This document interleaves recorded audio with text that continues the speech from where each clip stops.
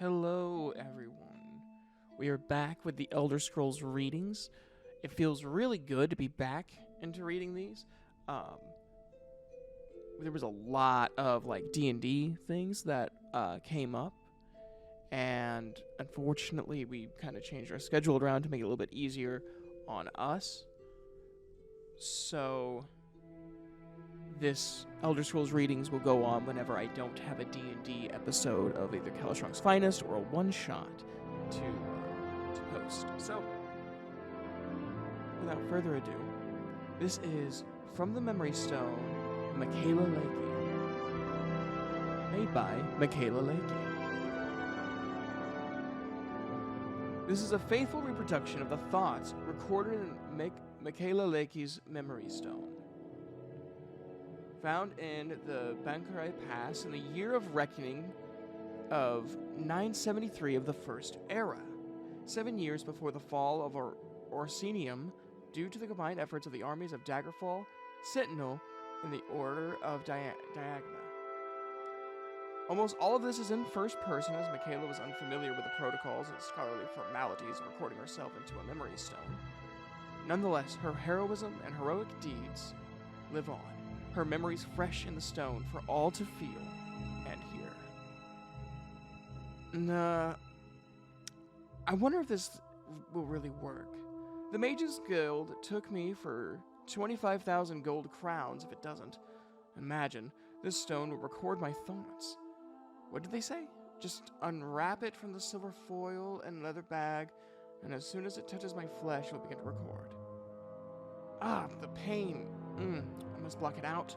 No one would want to hold my stone and hear my thoughts if I let it record my pain. Thanks to Ebenarm and the training I received in the Hall of the Virtues of War, I can block out this pain. There. It's walled off. Yes, I can still see it there, just beyond my consciousness, lurking like a hungry wolf. A wolf that will soon consume me. I see also my inevitable death from these damned wounds. No potions left. The healing crystal and ring are used up. And me, with not even magic enough to light a candle. Oh, but the gods did give me other gifts. The gift of sword singing, the thrill of battle, Frandar Hunting's Book of Circles, the way of the sword. But then that is my story. I get ahead of myself. I am Makela Leki, a warrior, a sword singer, a second-level Ansei.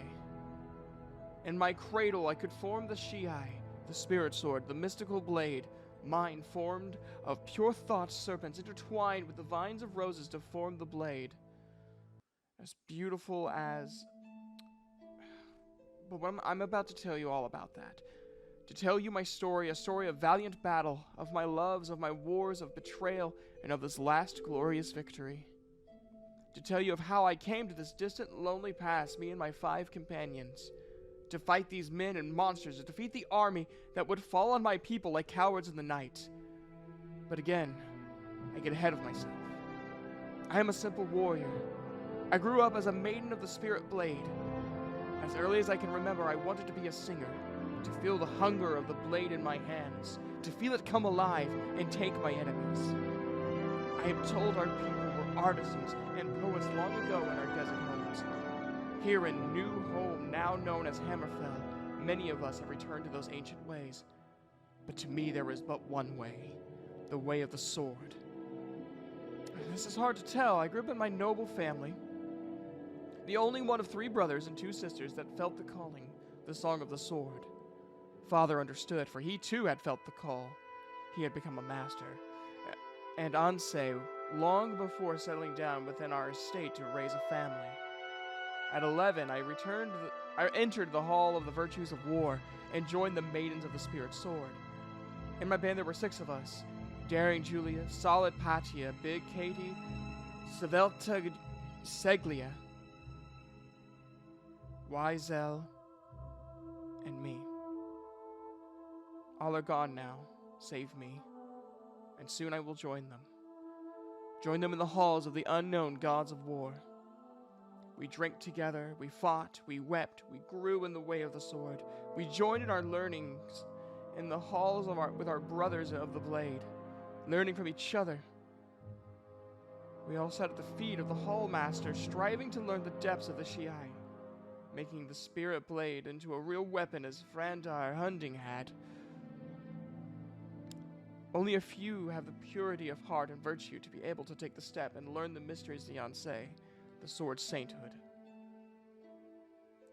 Somehow, of all the brothers and the maidens, I only possessed the unique qualities, the faint but strong enough flicker of magicka to call forth a Shiai. Many times I called it, seldom would it become substantial enough to be a weapon. To be an Ansei of the first level, you just need to be able to call it. And that I could.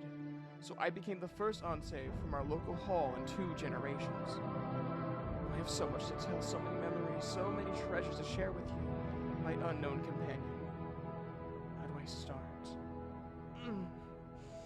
The pain is still out there lurking hungry, slowly consuming what's left of me.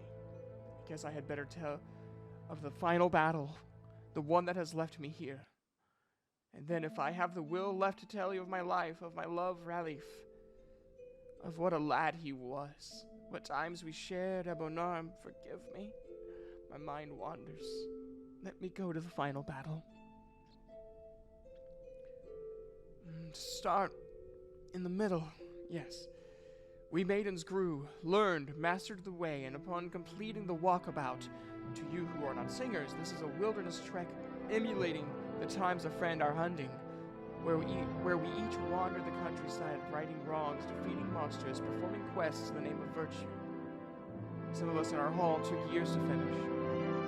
Always there was danger. We 6 maidens each returned in our own good time. But many are they who do not live to return from the walkabout. We returned, each to our own lives, to meet in the hall once a week to tell our stories to the new maidens and brothers, and to perform as instructors in the way of the sword. All was well to the night of the mid-year festival. All of our people were reveling and, enjoying the repast, but for we 6 maidens, it happened that the festival day fell on our day of the meeting in the hall, our day of prayer and fasting and honor to the way of the sword. As we met late into the night, a knocking rang on our door. When I opened, there was a guardian, the Bankarai Pass in the Rothgarian Mountains, wounded and near death. He told us of betrayal from the north, an invasion sponsored by Crystal Tower of High Rock, led by King Joyli of Daggerfall, our ally in the war with Arsenium. Quickly, we used up a crystal of healing and restoring him to vitality. We sent him on to the king, while we 6 grabbed our weapons and armor of power, and as many potions, marks, and crystals and rings as we could carry. We flew to the pass, hoping upon hope that we would not be too late. Our journey was not in vain, for we arrived just at the very point where the last 3 guardians were overwhelmed by the horde. Into the pass we ran, forming the old battle line, 6 abreast. Oh, did we fight! The song of the sword was a joyous noise slicing through the ranks of evil. We fought for hours. Julia was the first to fall, a cowardly, poisoned dagger finding a rent in her armor. And then one by one all fell. Save me, O cruel Obanarm. Then my beloved sword, the sword of my father, the one with the serpent's crest, fashioned with a master swordsmith singer, Tensal, broke in my hands. All was lost, our 6 lives spent in vain. Now many, many of them would pour through the pass. I would be easy prey for them. Like a newborn child, I wept in frustration. I remembered the hearth in our home. The book, Frandar Hunding's Book of Circles, the Way of Strategy. I reached for the Shihai, the spirit sword, that which I could never reliably form when I needed it. And behold, it was alive. Alive with fire. It formed in my hand, ablaze with power. Oh, I slew mightily, right and left, like a scythe through wheat. All the way to the lord of the tower I fought. With one blow I cut his magical armor asunder. And one more took his head. But to do that deed cost me dearly, wounds by the dozen. For although I had magical armor, it was not formed of spirit like my blade. It it was not as invincible as my blade or my own spirit, and I was sorely wounded. With the felling of King Joyli, his army crumbled. They fled before my wrath, and all ran back through the pass, not even pausing to collect their dead and wounded. All who could stand ran for their lives, and I slew all I could reach, but my breath was coming short, and the pain. Finally, I rested on this rock where you find me now. I do not know why I chanced to bring this stone along. I brought it on a whim, really. With the loot from, well, I guess I would need to really stop and tell my story in order. I feel able to go on to tell you more. The eternal night is descending more slowly than I thought.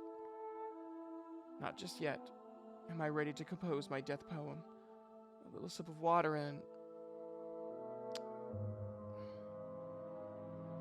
Well, I think I will go back and tell you of my life. Maybe some details about the battle. And oh yes, about Ralph and our children. Oh, where do I start? Oh, I am a simple warrior. I grew up as a maiden of the Spirit Blade. As early as I can remember.